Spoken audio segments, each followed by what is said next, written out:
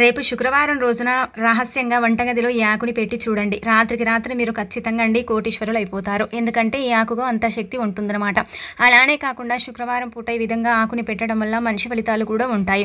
అందుకే శుక్రవారం రోజు మర్చిపోకుండా మీ వంటగదిలో ఇది పెడితే దరిద్రం అంతా కూడా పోతుంది, మీకు మంచి జరుగుతుంది. అలానే కాకుండా లక్ష్మీదేవి మీ ఇంట్లో తిష్ట వేసుకుని కూర్చుంటుంది, మీకు కావలసినంత ఐశ్వర్యం ఇస్తుంది. అలానే కాకుండా చక్కటి అభివృద్ధిని కూడా మీకు సమకూరుస్తుందని చెప్పొచ్చు. దానికి తోడు ఇంకొకటి ఏంటంటే కనుక ఈ ఆకుని పెట్టడం వల్ల అద్భుతమైన రిజల్ట్ అనేది మీరు చూడగలుగుతారు. తప్పనిసరిగా డబ్బుని తెచ్చుకునే మార్గాలు తెలుస్తాయి.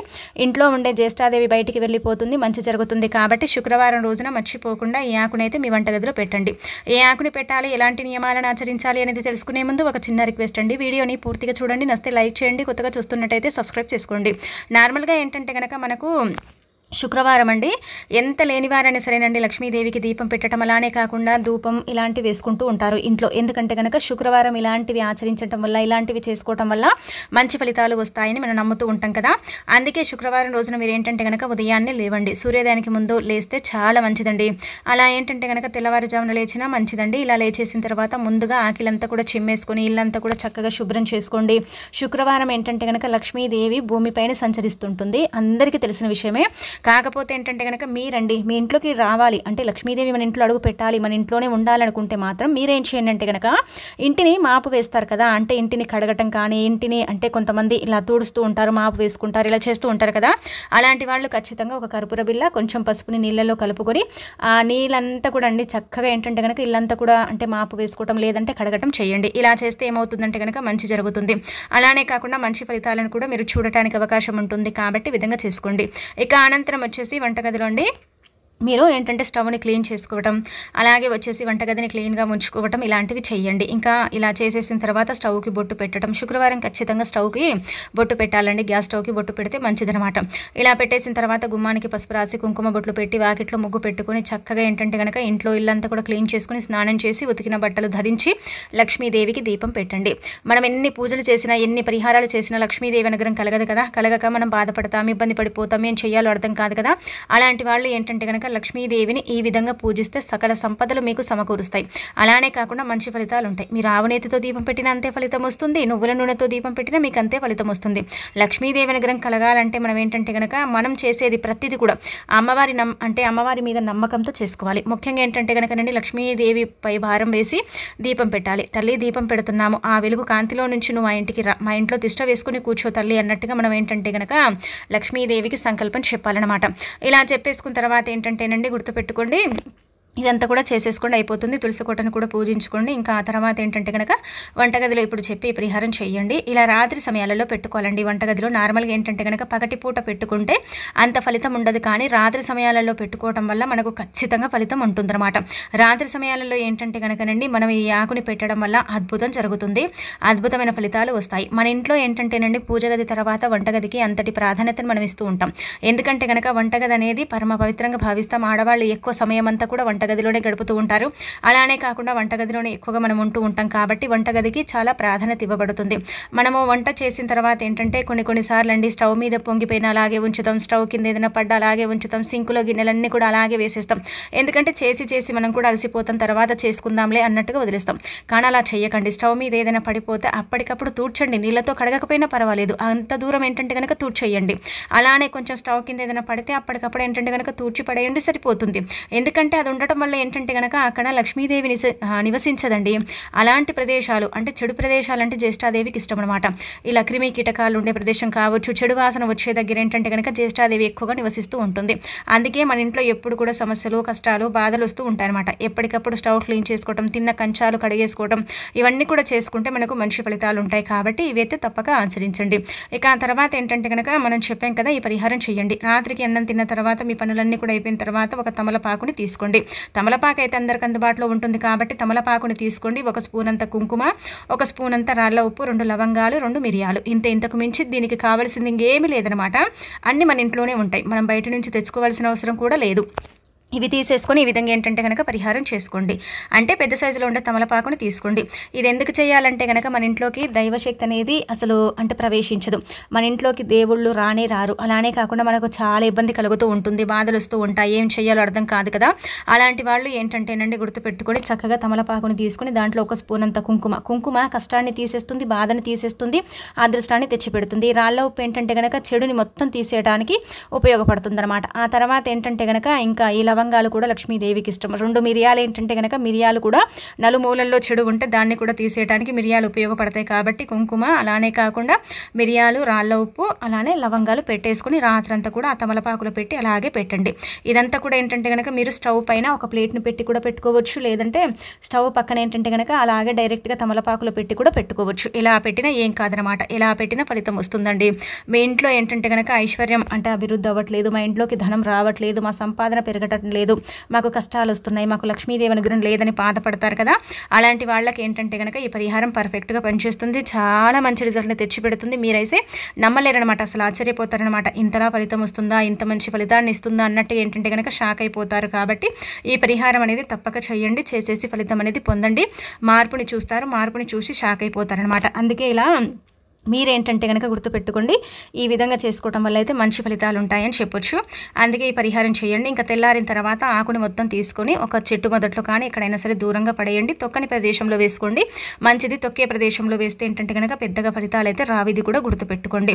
కాబట్టి ఇదైతే మర్చిపోకుండా ఆచరించండి. ఇది చాలా చిన్న పరిహారం అనిపించవచ్చు, కానీ దీనివల్ల ఎంత ఫలితం ఉంటుందంటే కనుక మన ఇల్లు పాజిటివ్గా ఉంటుందండి. అలానే మన ఇంట్లో ఏంటంటే కనుక ప్రతికూల శక్తులు ఏర్పడతాయి, అంటే దుష్ట శక్తులన్నీ కూడా దూరం అయిపోతాయి, సానుకూల శక్తులు మనకు కలుగుతాయి. అలానే కాకుండా ఇల్లు మనకు అనుకూలించడం, ఇంటి వాతావరణం బాగుండటం, ఇంట్లో ఇబ్బంది అనేది లేకుండా ఉండటానికి కూడా ఈ పరిహారం అనేది మనకు పనిచేస్తుంది. కాబట్టి చాలా మంది కూడా శుక్రవారం పూట ఇలాంటి పరిహారం చేస్తారు, చేసేసి ఫలితాలను కూడా పొందారు. కావున మీరు కూడా చేసుకోవటం వల్ల మీరు కూడా తప్పకుండా ఫలితం అయితే పొందే అవకాశం అయితే ఉంటుందన్నమాట. అందుకే ఏంటంటే కనుకనండి మర్చిపోకుండా చేయండి, ఫలితం పొందండి, మీ జీవితాన్ని మార్చుకోండి, మీ జీవితంలో ఉండే కొన్ని కష్టాలు, నష్టాలు ఇవన్నీ కూడా దూరం చేసుకోండి. ఇలానే కాకుండా ఏంటంటే కనుక మంచి ఫలితాన్ని పొందండి. ఆ తల్లి లక్ష్మీదేవి మీ ఇంట్లో అడుగు పెట్టేలాగా చూసుకోండి. మనం ఏంటంటేనండి లక్ష్మీదేవి అనుగ్రహం ఉందనుకోండి, పెద్దగా సంపాదించకపోయినా సరేనండి, ఏదో ఒక రూపంలో ధనం, ఐశ్వర్యం అనేది మన ఇంటికి వస్తుంది. అదే లక్ష్మీదేవి అనుగ్రహం లేకపోతే మనం ఎంత సంపాదించుకున్నా కానీ మన ఇంట్లోకి డబ్బు అనేది రాదనమాట. అలా రాక మనం బాధపడిపోతూ ఉంటాం. కాబట్టి అలా బాధపడకుండా ఉండాలంటే ఈ పనిని చెయ్యండి. ఇక ఆ తర్వాత ఇప్పుడు చెప్పే ఇంకొక పరిహారం, రాగి చెంబులో నీళ్లను పోసేసి ఈ ప్రదేశంలో పెడితే లక్ష్మీదేవి ఏంటంటే కనుక డబ్బుల మూటతో మీ ఇంటికి వస్తుంది, మీకు కావలసినంత ఐశ్వర్యాన్ని ఇస్తుంది, చక్కటి అభివృద్ధిని ఇస్తుందన్నమాట. అందుకే మీరు ఏం చేయండి అంటే కనుక రాగి చెంబు, మనం ఏంటంటే ఈశాన్యంలో రాగి చెంబుని పెడతాం కదండి, అందులో కొన్ని వస్తువులను వేసి పెట్టుకుంటాం. ఎందుకంటే లక్ష్మీదేవి రాకకు అది సూచిస్తూ ఉంటుందని భావిస్తూ ఉంటాం.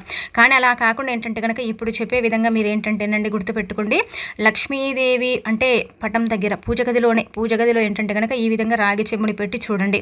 ఏదో ఒక రూపంలో ఆ తల్లి ఐశ్వర్యాన్ని తీసుకుని మీ ఇంటికి వస్తుంది, మీ ఇంటి పైన ధనవర్షాన్ని కురిపిస్తుంది, కావలసినంత అనుగ్రహాన్ని మీకు ఇవ్వడానికి అవకాశం ఉంటుంది. కాబట్టి ఈ విధంగా చేసుకోండి. రాగి చెంబు ఏంటంటే కనుక రాబడిని పెంచుతుందండి, రాబడిని విపరీతంగా ఏంటంటే కనుక ఆకర్షించేలాగా చేస్తుంది. రాగి చెంబుతో ఏ పరిహారం చేసుకున్నా మనకు తప్పక ఫలితం వస్తుంది. అంతెందుకండి, మీరు పూజ చేసేటప్పుడు రాగి చెంబులో నిండుగా నీళ్లు పెట్టి పూజ అంతా కూడా కంప్లీట్ అయిపోయిన తర్వాత ఆ నీటిని తీర్థంగా తీసుకోండి. కొన్ని అనారోగ్య సమస్యలు పోతాయి, కొంచెం ఏంటంటే కనుక చెడు అనేది పోతుంది, మంచి జరుగుతుంది అనమాట. అలానే కాకుండా ఏంటంటే కనుక పూజ చేసిన తర్వాత రాగి చెంబులో కొన్ని వస్తువులను వేసి పూజ గదిలో పెట్టుకుంటే లక్ష్మీదేవి పూజ గది నుండి బయటికి వెళ్ళదనమాట. మన పూజ గదిలోనే తిష్ట వేసుకుని కూర్చుంటుందని కూడా మనకు వేద పండితులు చెబుతున్నారనమాట. అలా కూడా ఏంటంటే కనుక రాగి చెంబు పరిహారం అనేది ఉపయోగపడుతుంది. శుక్రవారం చాలా మంది చేస్తారు రాగి చెంబు పరిహారం, ఒక్కొక్కరు ఒక్కొక్క విధంగా చేస్తారు, కానీ శాస్త్రాల్లో చెప్పబడ్డ విధంగా చేసుకుంటే మంచిది. రాగి చెంబుని తీసుకొని క్లీన్ చేసుకుని దానికి పసుపు రాసి కుంకుమతో బొట్టు పెట్టి దాంట్లో చక్కగా 3 వంతుల నీళ్లు పోసేసి అందులో ఏంటంటే కనుక చిటికెడు కుంకుమ, చిటికెడు పసుపు, అలానే కాకుండా ఏంటంటే చిటికెడు అక్షంతరాలు, చిటికెడు గంధం వేయండి. ఆ తర్వాత కొంచెం పచ్చకర్పూరం వేయండి. పచ్చకర్పూరం లేకపోతే నార్మల్ కర్పూర బిళ్ళను కూడా వేయొచ్చు. అలా వేసేసిన తర్వాత 5 రూపాయల బిళ్ళను వేయండి. అలా వేసేసిన తర్వాత ఒక ఎరుపు రంగు పుష్పాన్ని వేసేసి మీరు ఏంటంటే కనుక గీతల ముగ్గు కానీ, లేదంటే కనుక పద్మదరాష్ట్రం ముగ్గు కానీ, అలా కుబేర ముగ్గుని కానీ ఏది వస్తే అది వేయండి. ఏది రాదండి, మాకు అసలు ముగ్గులే రావండి అంటే కనుక ఒక ప్లేట్ని తీసుకొని దాంట్లో గుప్పెడన్ని బియ్యం పోసేసి ఆ బియ్యంలో రాగి చెంబుని పెట్టి లక్ష్మీదేవి పటం ముందు పెట్టుకోవచ్చు, లేదంటే పూజ గదిలో కూడా పెట్టుకోవచ్చు. మీరు ఎలా పెట్టిన మీ ఇంటికి ఐశ్వర్య వర్షం అయితే కురుస్తుంది, ధనవర్షం కురవటానికి అవకాశం ఉంటుంది. రాగి చెంబు 2 సంపాదనను పెంచుతుంది. కాబట్టి రాగి చెంబు వల్ల మనకు మంచి జరుగుతుంది, మంచి ఫలితాలు కూడా ఉంటాయని మనకు పురాణ గ్రంథాల్లో చెప్పబడుతుందన్నమాట. శాస్త్రాల ప్రకారం ఏంటంటే కనుక ఈ పరిహారం అత్యంత శక్తివంతమైన పరిహారం. దీనివల్ల మనకు మేలు జరుగుతుంది. మంచి ఫలితాలు కూడా వస్తాయి. అలానే అప్పులు కూడా తీరుతాయి. అప్పు కోసం చేసుకుంటే మాత్రం ₹5 బిళ్ళ అందులో వేసేటప్పుడు అప్పు గురించి చెప్పుకొని వేసుకుంటే అప్పు తీరే మార్గం కూడా మనకు తెలుస్తుంది. ఏదో ఒక రూపంలో ఆ తల్లి మనకి ఏంటంటే గనక ధనవర్షాన్ని కురిపిస్తుందని మనకు పురాణ గ్రంథాల్లో చెప్పబడుతుందండి. అందుకే ఇలా పెట్టేసుకోండి. ఈశాన్యంలో పెట్టుకోండి, పూజ గదిలో పెట్టుకోండి, మీరు ఎక్కడ అయినా సరే పెట్టొచ్చు అనమాట. అలా పెట్టుకోవటం వల్ల అయితే మంచి ఫలితాలు ఉంటాయి. కానీ ఈ విధంగా పెట్టడం వల్ల ఏంటంటే కనుక లక్ష్మీదేవి అనుగ్రహం ఇంకా తొందరగా కలగటానికి అవకాశం ఉంటుంది. చాలామంది కూడా అంటే రకరకాలుగా చేసుకుంటారు. అలా కాకుండా ఒక్కసారి ఇలా చేసి ప్రయత్నించండి. అన్ని మన ఇంట్లో ఉండేటివి, మనం పెద్దగా బయటికి వెళ్ళి డబ్బులు ఖర్చు పెట్టి చేసుకోవాల్సిన పరిహారం కూడా కాదు. చిన్న పరిహారమే ఫలితాలు ఎక్కువగా అంటే చూడటానికి అవకాశం ఉంటుంది. కాబట్టి ప్రయత్నించండి. ప్రయత్నించేసి ఫలితం అనేది తప్పకుండా పొందండి. మంచి మార్పు అనేది మీరే మీ కళ్ళతో చూస్తారనమాట. అలానే కాకుండా ఏంటంటే కనుక ఈ రాగి చెంబు ఆగిపోయిన సంపాదన పెంచడానికి, ధన ద్వారాలను తెరిపించడానికి, ధనం ఏదో ఒక రూపంలో మన ఇంటికి వచ్చేలాగా చేయటానికి, అలానే మనకి ఏంటంటే కనుక లక్ష్మీదేవి మన ఇంట్లో అడుగు పెట్టదు, మన ఇంటికి రాదు, మన ఇల్లు ఏంటంటే కనుక ఎప్పుడు దరిద్రాలతో తులతూగుతూ ఉంటుందనుకోండి, ఆ దరిద్రాలను పోయి అదృష్టాన్ని తీసుకొచ్చి ఇల్లు తులతూగేలాగా చేయటానికి కూడా ఈ రాగి చెంబు పరిహారం అనేది ఉపయోగపడుతుంది. ఈ రాగి చెంబు పరిహారం అనేది అంత పవిత్రతను కలుగుంటుందన్నమాట. రాగి చెంబే కదా అనుకుంటాం, కానీ ఆ రాగి చెంబులోనే ఉంది పేరు. మనకు ఆ రాగే ఏంటంటే కనుక రెండింతల సంపాదన అండి, ఆగిపోయిన సంపాదన తీసుకొస్తుందన్నమాట. లక్ష్మీదేవి అనుగ్రహం లేని వారు ఈ పరిహారాన్ని ఎక్కువగా చేసేసి ఫలితాలను పొందుతారని పురాణ గ్రంథాల్లో చెప్పడం జరుగుతుంది. కాబట్టి మరి మీకు కూడా మంచి జరగాలి, మంచి ఫలితాలు రావాలంటే ఖచ్చితంగా ఈ విధంగా ఏంటంటే కనుక శుక్రవారం పూట ఆచరించండి. ఆచరించేసి ఫలితం పొందండి. ఏదో ఒక రూపంలో లక్ష్మీదేవి అనుగ్రహం కలిగి మీకు సకల శుభాలు చేకూరటంతో పాటు ఆ తల్లి మీ ఇంట్లో తిష్ట వేసుకుని కూర్చుంటుందండి. ఇంకా కాబట్టి ఏంటంటే కనుక ఈ విధంగా ప్రయత్నించండి. ఇక అనంతరం వచ్చేసి శుక్రవారం మీరు కొబ్బరికాయను కొడతారు కదండి. కొబ్బరికాయని కొట్టేటప్పుడు గుర్తు పెట్టుకోండి. అంటే నార్మల్గా దీపం పెట్టి బెల్లం ముక్క కూడా పెడుతూ ఉంటారు. కొంతమంది ఏంటంటే కనుక కొబ్బరికాయ కొడతారు. కొబ్బరికాయని ఇప్పుడు చెప్పే విధంగా ఈ విధంగా కొట్టండి. ఎందుకంటే శుక్రవారం ఈ విధంగా కొబ్బరికాయ కొడితే మంచిదండి. ఇది చాలా మందికి తెలియని విషయం అనమాట. ఎందుకంటే కొబ్బరికాయను కొట్టేటప్పుడు కొబ్బరికాయ మీద ఏంటంటే కుంకుమతో అండి మనం చక్కగా నీళ్లు కలిపి ఏంటంటే స్వస్తి గుర్తు వేయాలండి. ఇలా స్వస్తి గుర్తు వేసి ఆ కొబ్బరికాయ లక్ష్మీదేవి పటం ముందు కొడితే మన కోరిక ఏదైతే ఉంటుందో ఆ కోరిక తీరుతుందన్నమాట. ఆ కొబ్బరికాయ పగిలే విధానాన్ని బట్టి కూడా మన కోరిక తీరుతుంది. కొబ్బరికాయ చక్కగా పగిలిందనుకోండి మన కోరిక త్వరలోనే తీరుతుంది. కొబ్బరికాయ ఏంటంటే కనుక కొంచెం అటు ఇటుగా పగిలిందనుకోండి కోరిక తీరటానికి ఇంకా కొంచెం సమయం పడుతుందని అర్థం అనమాట. అందుకే మీ కోరికలు ఏమున్నా సరేనండి చెప్పుకొని కొబ్బరికాయని అంటే స్వస్తి గుర్తు వేసి కొట్టండి. లక్ష్మీదేవి అనుగ్రహం కలిగి తప్పకుండా మీకు మంచి జరుగుతుందని మనకు పురాణ గ్రంథాల్లో చెప్పబడుతుందండి. కాబట్టి ఏంటంటే ఈ విధంగా ఉండి మీరు ఖచ్చితంగా ప్రయత్నించండి. ప్రయత్నించేసి ఫలితం పొందండి. లక్ష్మీదేవి అనుగ్రహం కలగటంతో పాటు మీ కోరికలు తీరి మీరు కుబేరులాగా మారుతారు. శుక్రవారం పూట ఈ విధంగా చేసుకోవటం వల్ల అయితే మనకు అదృష్టం కూడా బాగా కలిసి వస్తుందని చెప్పడం జరుగుతుందన్నమాట. ఇది చాలా మంది చేస్తారండి. మీరు కూడా ఒక్కసారి ప్రయత్నించండి, మీకు అర్థమైపోతుంది. అలానే కాకుండా మీకు తెలిసిపోతుంది లక్ష్మీదేవి మీ కోరికను ఏ విధంగా తీరుస్తుంది అనేది మీకు ఏంటంటే కనుక చక్కగా అక్కడే కనిపిస్తుందని చెప్పొచ్చు.